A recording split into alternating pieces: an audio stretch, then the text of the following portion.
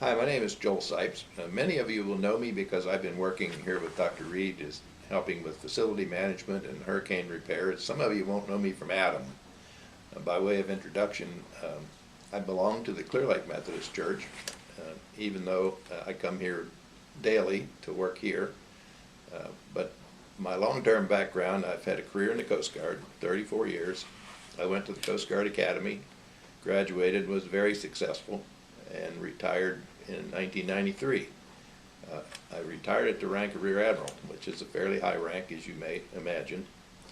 And I'd just like to mention a few things in my life that I consider to have been fundamental and basic premises. I believe that at no time in my life, in my career, what did I proceed without God's presence in my life. I believe my success was due in large part not only to my own activities, but with the help of the Lord.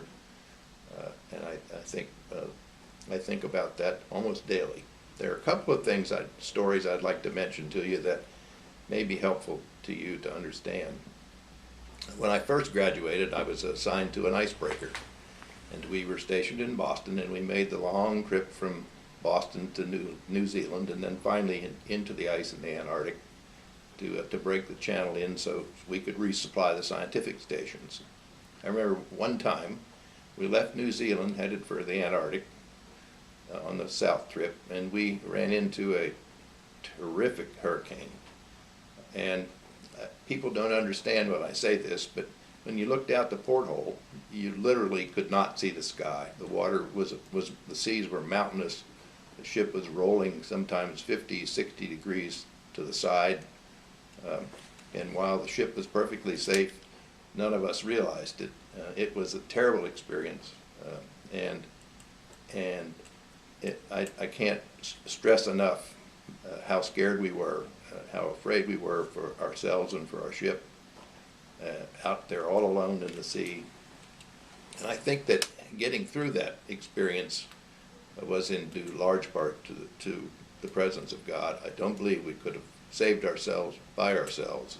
The ship, the cargo, the crew, there were about 200 of us on board at the time. That was a very, very, very strong thing in my life to have lived through that. I have never forgotten it.